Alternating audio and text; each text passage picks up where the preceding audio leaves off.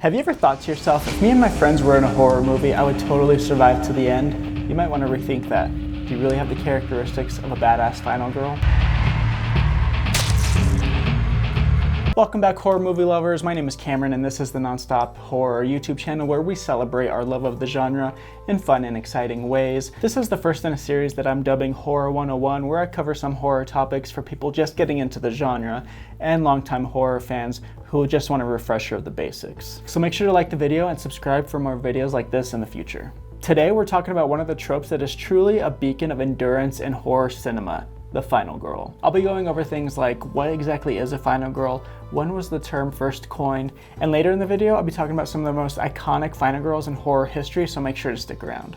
Before we get too deep into the topic, I want to make sure that you don't get this confused with the movie The Final Girls from 2015, the horror comedy starring Taissa Farmiga and Adam Devine. I'm not going over that movie, although if you get a chance after you get a good grasp of this trope, definitely go check it out. It's a great horror film. And this also shouldn't be confused with the 2015 action horror movie called Final Girl with Abigail Breslin. It's kind of weird that they both came out in 2015. That one I haven't seen, but it boasts a whopping 4.7 on IMDb, so it's probably okay if you skip it. In its most basic form, we can say that the final girl is the last girl who survives. But the roots of the trope flow much deeper than that. There are certain rules that you must abide by to be a true final girl. There are certain rules! So the term final girl was coined in 1987 by Carol J. Clover in her article titled "Her Body, Himself, Gender in the Slasher Film."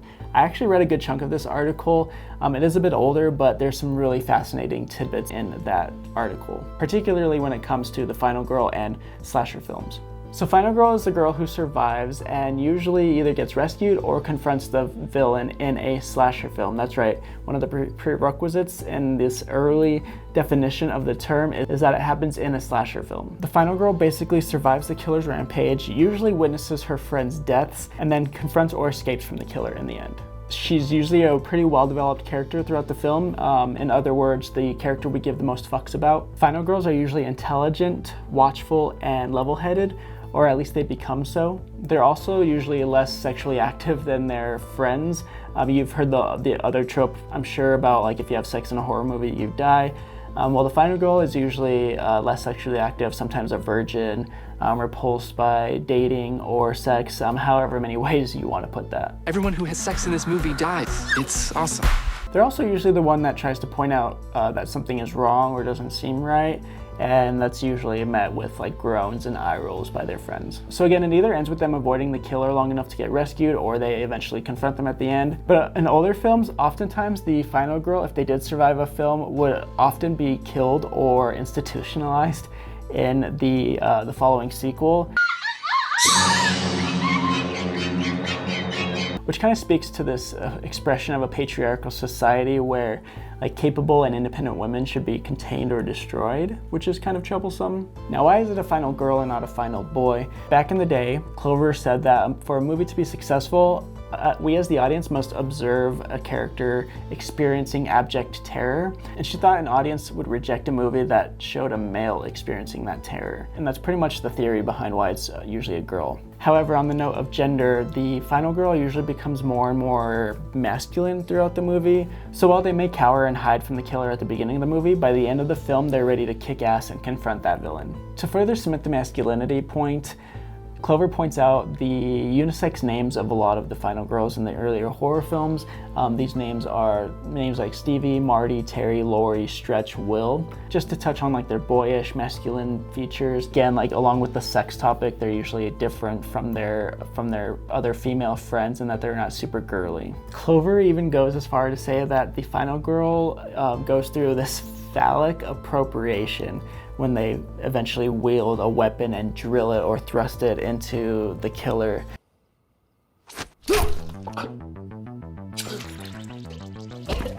I'm telling you, that article is quite a read. So who was the first final girl?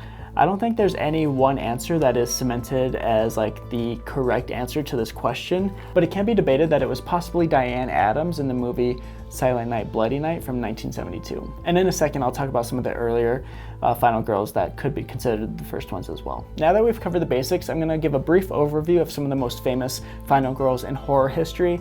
Now obviously this part of the video is going to contain some form of spoilers, but a lot of these movies are so old that you've had plenty of time to watch them anyway.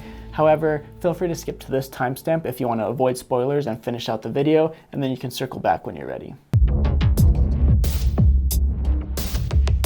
So in the 1970s, we have Ellen Ripley from the movie Alien. Now I've seen a lot of debates online on whether this counts as a final girl for two main reasons. One of them is that Ripley's repulsion to sex or virginity and lack of sexual activity isn't really touched on in the movie. And also, some people debate whether this is a slasher or not. And I'm in the camp that counts it as a slasher in space, and I think you definitely need to count Ripley as one of the earlier, most famous final girls.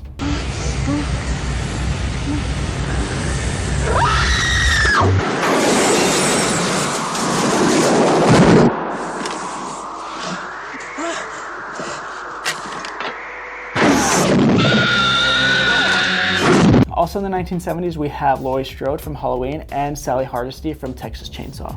Moving into the 1980s, we have final girls like Nancy Thompson from A Nightmare on Elm Street and also Stretch from Texas Chainsaw 2. Now moving into the 90s, which might be my favorite decade of slashers, we get Sidney Prescott from the Scream franchise, and also a movie that's not quite talked about as much as certainly Scream. We have Urban Legend, who has Natalie Simon as the final girl in that movie. A lot of people can't stand Natalie Simon and thought that Tara Reid's character could have been a better final girl, but that's up for debate. Become a legend too, you know. As we move into the 2000s, we have a couple of notable final girls, both with the last name Carter, but no relation. The first one is Brenda Carter from The Hills Have Eyes, and then we have Sarah Carter from The Descent. Now, before you say anything, I know Sarah Carter and The Descent could be argued against in this case because is it a slasher or is it more of a creature feature? But I think it certainly fits a lot of the other criteria, so I'm throwing it in. As we get into the 2010s, we have final girls like Tree Geldman from the Happy Death Day series, which is amazing. You should go check it out. We also have Victoria Hayes from the gore fest that is Terrifier. And then this is another wild card that I'm throwing in, but Grace from Ready or Not. Now again, this example might subvert the initial definition of the term final girl, but I think Grace's triumph all the way to the end of the movie is one worth mentioning here. And finishing out our list of the most iconic final girls is going to be the 2020s. We have Maxine Minks from the movie X. She witnesses all of her friends die at the farmhouse and then makes it to the end. I'm a fucking star! And then kind of coming around full circle, we still have the Scream franchise going on, and Samantha Carpenter is the modern final girl in that franchise. Well, there you go, guys. I hope you've enjoyed this overview of the horror trope, the final girl. I bit off a little bit more than I could chew when I decided to cover this topic, especially as the first video in this series. Because like I said, the final girl trope goes way deeper than I initially thought. Let me know in the comments if you'd like me to dive even deeper on the topic, because like I said, that article that I read, there's a lot to dissect there. For now, those are the basics that anyone would need as they dive into the genre. I appreciate you joining me here on the Nonstop Horror YouTube channel. My name is Cameron, and it's been great chatting with you. What other topics do you think may fit into this Horror 101 series? Let me know down below, and I'll cover them in a future video. Make sure to like the video and subscribe for more fun, exciting, and informative horror videos. And remember to embrace the fear all year round. Movies like this end when the final girl kills the bad guy and the credits roll.